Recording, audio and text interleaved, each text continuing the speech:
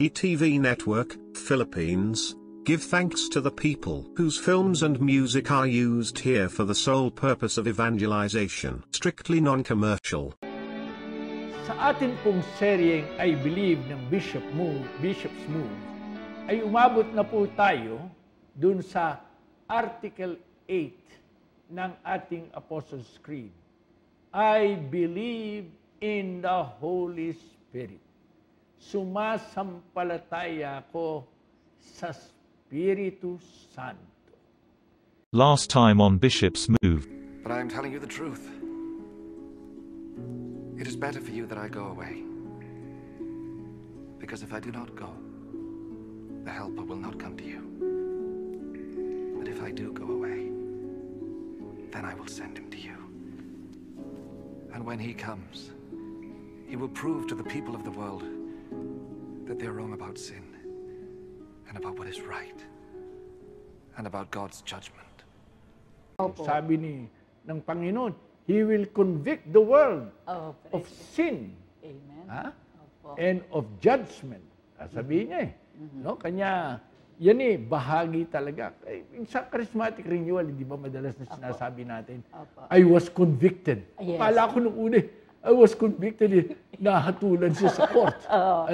Ngayon pala, ang gusto palang sabihin ng I was convicted, kung halimbawa, isang tao na kampanteng-kampante sa kanyang paghingi ng lagay, nakarinig ng sermon, tungkol sa huwag kang magnakaw, abay pagkatapos na-convict siya, sabi. At ang gusto sabihin na-konsyensya, tinamaan. No? At dahil dito, nagbabagong loob. Ganyan din, halimbawa, kung nangangaliwa, pinagmamalaki pa ang pangangaliwa, kikipagkumpetensya pa sa dami ng mga babae.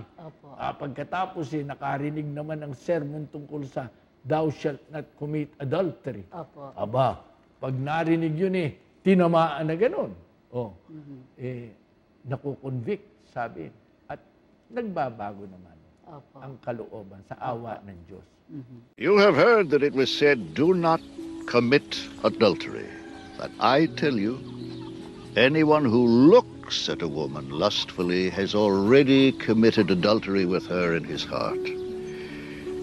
If your right eye causes you to sin, gouge it out and throw it away. It is better for you to lose one part of your body than for your whole body to be thrown into hell. And if your right hand causes you to sin, cut it off, throw it away. Better for you to lose one part of your body than for your whole body to go into hell. It has been said anyone who divorces his wife must give her a certificate of divorce. But I tell you that anyone who divorces his wife except for marital unfaithfulness causes her to become an adulteress. And anyone who marries a divorced woman commits adultery. Nag-uusap kami nung yung mga kasama kong pare. Sabi nung isa, at ako'y natuwa din naman sa kanyang sinabi, talaga naman kanya, ang Espiritu Santo ay nasa simbahan. Isipin mo, kung wala sa simbahan, tinan mo nga, nandiyan, dati-dati, mga Italian popes lang. Ngayon, pumasok si St. John Paul II. Tapos si St. John Paul II, pumasok si Benedict. At si Benedict, nung nahihirapan na siya, di na niya kaya. No? At matanda na rin siya. Sinuko niya. Ang magsuko ka ng kapangyarihan. Sabi niya, nako, mga tao'y nagpapangamatay. Papatay pa nga yung iba. Para lang magkaroon ng mataas na kapangyarihan, mataas na posisyon. Eto, isinuko niya ng mahina. At eto naman naging daan. Pasok naman si Francis. Nabuhay naman. At binubuhay naman ang buong simbahan. Ina-animate niya ngayon. Kanya, sabi niya, talagang ang Espiritu Santo ay nasa simbahan. At nakikita naman natin, very powerful ang impact ng mga tagapagturo ng simbahan. Of course, unang-una nakikita natin yan sa mga papa. Powerful talagang pagtuturo ni simple lang ni John the 23rd. na nagpasimula ng Second Vatican Council. Powerful ang pagtuturo ni Pope John Paul II. Napaka-tindi. Sabi nga ng mga comedian, convincing. Very convincing. Ang pagtuturo pagkatapos ni Pope Benedict XVI, napakalalim. Napakalalim. At ito naman ngayon si Pope Francis, abot naman ng mga tao. Kuwang-kuha naman. Kitang-kita mo, talagang ang Panginoon ay sumasa atin sa pamagitan nila. At idugtong ko ito, pati naman sa ating mga obispo. Sa awa ng Diyos. Kanya, alam mo ba, dito sa Pilipinas, ang institusyon na most credible institution dito sa Pilipinas ay the church. At palagay ko gusto sabihin, pag sinabing the church, siyempre, pag credible, ang tinutukoy ay yung mga namumuno sa simbahan. No? Hindi naman tinutukoy ang lahat ng bawat isang mananampalataya, kundi ang mga namumuno, most credible. Kung titingnan mo naman kami, hindi naman kami napakagagaling, yung mga obispo. Pero sino ang lumilikha, nagbibigay ng liwanag, nagbibigay ng lakas ng loob? Diyan. At nagbibigay ng salita para maituro sa mga tao. Ang Espiritu Santo. Kanya sabi ng Panginoon, He who hears you, hears me. Naalala ko po ang sabi ni Bishop Reyes noong mga 1980s, nasabi daw po ni Cardinal Sunens, believe siya sa mga lay people na nagsisilbi sa simbahan. Kasi may mga pamilya yan, baka malaki ang pamilya, magpapaaral, magpapakain, nagtatrabaho, pagdating sa bahay, magpapaanyo para sa pamilya, pero meron pang time para maglingkod sa simbahan. Yun ang parang sinasabi ninyo na nagbibigay ng buhay sa mga naglilingkod sa simbahan. Meron silang time na nakikita para ibigay sa Diyos. Ang banal na Espiritu Santo lang ang siyang nagpapalakas. Aktibo ang mga lay people, lalo na dito sa Pilipinas, Sister Des, ay talagang first class ang mga lay leaders natin. Ikaw, tinan mo. Ikaw ilan ang mga tao na magre-resign, batang-bata pa, 52 years old ka kamo. 52 years old, nung nag-resign ka. Acting assistant director na po ako noon on rotation basis. Talaga naman. Iniwan ko. Iniwan mo. Para Tapos mag-full-time ako. Full-time. Iukol mo yung sarili, nagtitiwala ka. Bagay, Sister Des, hindi nakikita ko naman, hindi ka naman pinababayaan ng Panginoon, hindi ba? Hindi po. Ito po si Sister Des, alam po ninyo, hindi tumatanda ito. Praise God. Thank you, po. Lord. Hindi ko na sabihin ang edad mo, pero hindi po tumatanda. At tinanong ko, paano niya sinusustentuhan? Ay talaga naman pong hindi rin naman kinukulang sa buhay. Ganyan paraan niya ng Espiritu Santo. Ang pagbuhay sa inyo, dito sa atin. Talagang buhay na buhay ang mga lay people. At saka alam po ninyo nung araw, mayroon po akong ikikwento sa inyo nung bago po akong nabiyuda. Di-anim nga po yung aking anak. Cancer po yung ikinamatay ng asawa ko. Bago siya namatay, in and out of the hospital. So lahat po ng forms ng loan sa Central Bank, nagamit ko na. Lahat. Kaya nung namatay siya, parang meager na lang yung aking tinatanggap dahil sa deductions. Kaunti na lang. Opo, konti na lang. Alam niyo, pag tinatanggap ko yung pay envelope, kung maiiyak po ako, sasabihin ko, Holy Spirit, salamat po, at meron pa rin akong tinatanggap. I ask you, Holy Spirit, to allow and strengthen me na ito pong aking perang tinanggap ay magiging enough for our sustenance for the week. Kasi sa gobyerno po, weekly ang sweldo Allow that this will be expanded into all our needs. And, you know, Bishop, sa dasal po, hindi po nagkulang kailanman ng Espiritu Santo. Hindi po kami, yung wants namin, yung needs namin were all supplied by the Holy Spirit. Yung ibang wants, meron pa rin. Pero yung iba, hindi na. Yung needs. Yung needs talaga. Yung needs, hindi ko po inalis sa Saints ko yung aking isang anak, sa San Beda, nasa UP yung dalawa, nasa Don Bosco yung dalawa.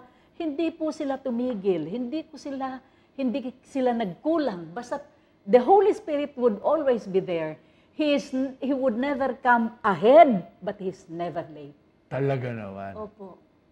Talaga pong ang buhay ko sasabihin kong kaya ganito ang aking nararamdaman ngayon. And parang, kung maaaring parang lilipad ako sa ligaya ng kwan. Kasi ang Holy Spirit po, kailanman hindi siya nagkulang sa akin. Sa totoo lang, ang anumang mabuti nangyayari dito sa mundo, ang anumang katotohanan, ito sabi ni San Tutubas, every truth, wherever it comes from, is from the Holy Spirit. Every truth, lahat ng katotohanan. Kahit na politiko nagsasalita. Basta kaya po talaga. yung truth na yan, na parang sa Central Bank po kasi nung araw may benefit na kapag officer level ka na, pwede kang bumili ng kotse, half lang ang babayaran mo. Insurance paid for pa. Lahat ng mga half lang ang babayaran mo. Nung naging officer po ako, biglang nakat yung benefit na yan. Hold muna. Tapos nung nag-retire na ako, saka nag-resume. Sabi ko, Holy Spirit. Para sinubo ka, ha? Hanggang second hand car lang ang gusto mo sa akin. Pero magaan po sa loob ko kasi parang yun ang parang tinatanggap ko na katotohanan na hindi lahat makabubuti sa akin. Baka yun ayaw ng Holy Spirit, ayaw ni God. Kaya okay sa akin. Tama. Okay. Sa gawa ng mga apostol, kinukwento na yung Holy Spirit, sinabihan si Pablo, huwag ka mangangaral doon sa lugar na yun. Pero may mga pa-control na ganyan. Opo. Meron sinasabi, okay, ito para sa'yo. Ito, hindi para sa'yo. Huwag mo nang sisikaping makamtan pa ito. Opo. Totoo yan. Kasi ang Holy Spirit, ang gusto lang niya, madala tayo sa totoo, madala tayo sa tama at sa mabuti.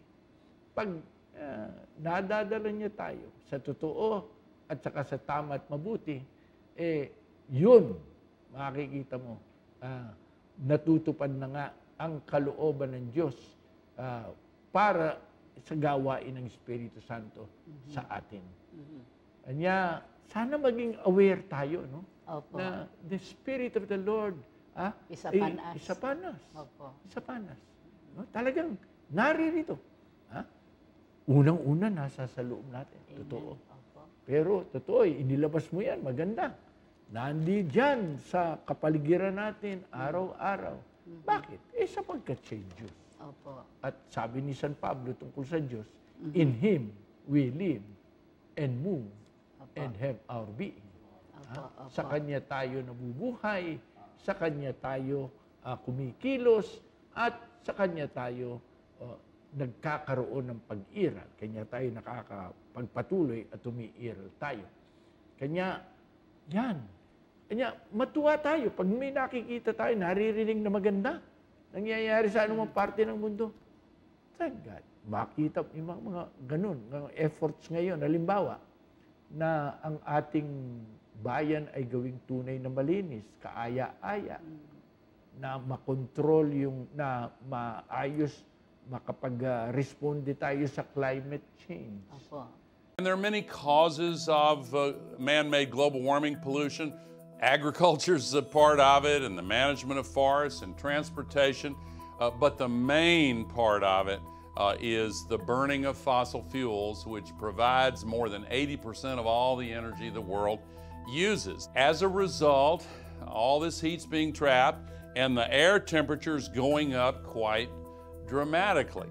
And this is causing record-breaking years. 16 of the 17 hottest years ever measured with instruments have been since 2001. But on a global basis, more than 90% of all this extra heat energy is going into the oceans, and they're heating up pretty rapidly. And this makes the ocean-based storms like hurricanes and typhoons and cyclones stronger and more destructive. And it also disrupts the water cycle because the water vapor coming off the oceans is increasing very significantly as the oceans warm. And that's carried over the land and falls in much bigger precipitation events, both rain and snow. So we get these record downpours, and that leads to record flooding. And the same extra heat that's disrupting the water cycle and making the downpours bigger is sucking the moisture out of the soil and making the droughts deeper and longer and more destructive. And when the land dries out, the vegetation dries out, and that means when the temperature goes up, fires increase. Now we have these mega fires. Now, same heat is also melting the ice in Antarctica and here in Greenland. This is a huge glacier in the last century and completely melted now. And all that extra melting is raising sea level. The Department of Defense in the US has long warned about refugee crises connected to the climate crisis and pandemic diseases and water shortages and food shortages. Where food is concerned, the extra heat stress is now beginning to decrease crop yields. It's also a medical emergency, and with temperatures going up and the climate being disrupted, we're seeing tropical diseases spreading poleward. Of course, the transportation revolution and air travel has a lot to do with this. Yung mga effort, mga paglilingkod para ang karapatang pangtao ay mapangalaga, no? O kaya mapalabas ang katotohanan. Aba, yung lahat ng mga yan nanggagaling sa Espiritu Santo. Pagka merong namumuno na naging tunay na honest, Amen. Opo. at na tunay na naglingkod sa Espiritu Santo galing, yung mga yan. Opo, opo. Tsaka parang napakaganda na huwag kalilimutan ng ating mga mananampalatayang nakikinig na ang sabi ng Panginoon, I will never leave you orphans. Hindi niya tayo kailanman pababayaan. Kaya sabi niya, do not be distressed, do not be fearful. Huwag tayong matatakot. Ang kinakailangan lamang ay manampalataya tayo na hindi tayo kailanman pababayaan ng ating Panginoon. At talaga naman, ay hindi tayo pababayaan. At yun nga, ang patnuba, kung tawagin siya paraklit eh. Opo. Ha? Ang paraklit, ang sabihin, tinatawag para iyong makasama. Opo. Ha? Kasama-kasama natin siyang lagi. Kanya, we're not orphans, lagi tayong kasama. Pero ang maganda sa paraklit, abogado. Yes. Amen. Abogado, kuminsan defense attorney. Yes. Natin. Kapag ka inuusig tayo ng mundo, Opo. inuusig tayo sa mga kadahilanang wala naman tayong ginawang masama, Opo. ang Espiritu Santo ang nagbibigay ng lakas sa atin para huwag tayong manghina ang loob, Opo. kundi magpatuloy na malakas ang ating loob. Opo. Kanya, hari nawa, ay itong Espiritu Santo ay hindi lang maging isang, wika nga natin doktrina, katotohanan na ating kinikilala, na ating tinatanggap. Kundi, ang ganda na sinabi mo kanina, guest of our soul. Hindi lang guest, kundi karinawa ay kaibigan, friend. At hindi lang friend, sabi sa atin ng Nicene Creed, I believe in the Holy Spirit, the Lord and giver of life. Sabihin ni, siyang ating sinusunod. Kung anong kanyang udyok, sinusunod natin. Hari nawa po ay maipagpatuloy natin yan. At Sister Des, nagpapasalamat ako at natulungan mo ang ating mga tagapakinig, taga-panood dito sa ating programang ito. Marami pong salamat sa inyo, Sister Des Omak, at marami pong salamat sa inyo, mga kapatid, sa inyong pakikinig at panunood. Isabuhay po natin ito. Mabuhay tayo sa patnubay ng Espiritu Santo.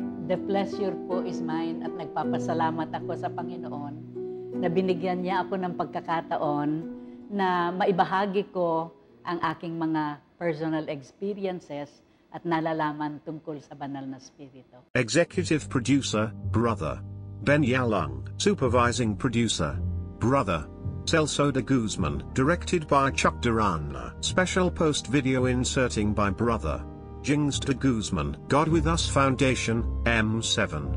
APFI Production. In union with the following charismatic groups: Central Bank Charismatic Renewal, San Felipe Neri Parish Mandaluyong, Love Flock Catholic Charismatic Renewal Ministry, Ange Parochial Luluwico Parbon, Antipolo, Spirit of Love Catholic Charismatic Community, Federation of Trans-Parochial Charismatic Communities, St. Peter Catholic Charismatic Community, Office Prayer Group Catholic Community of the Archdiocese of Manila, SVD Friends, Blessed Arnold Janssen Foundation, Epiphany of the Lord Charismatic Community, JET, Jesus Evangelical Team, Forum Group, Oasis of Love Catholic Charismatic Renewal, Beloved of the Lord, Spirit of the Risen Lord Catholic Community, Salt and Light Community for Christ.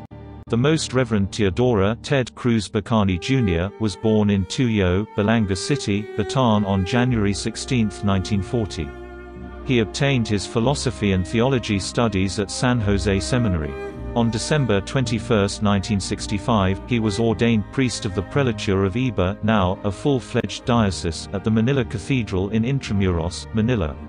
In 1971, he obtained his doctorate in sacred theology from the Pontifical University of St. Thomas Aquinas, Angelicum, in Rome. He served as parochial vicar of Holy Infant Jesus Parish in San Antonio, Zambales, 1966–1968, and San Sebastian Parish in San Narciso, Zambales, 1971–1976. From 1976 to 1979, he was parish priest of St. James Parish and director of St. James School in Subic, Zambales. From 1979 to 1984, Father Bacani was an on-loan priest in Manila as a theology professor in San Carlos Seminary, where he served as Dean of Theology, 1982–1983, and in Loyola School of Theology Ateneo de Manila University, as well as a theological consultant in the Archdiocese of Manila. Pope John Paul II named him Auxiliary Bishop of Manila and Titular Bishop of Gauriana on March 6, 1984, and was ordained bishop on April 12, 1984. He served as parish priest of San Fernando de Dilao Parish in Paco, Manila from 1984 to 1996.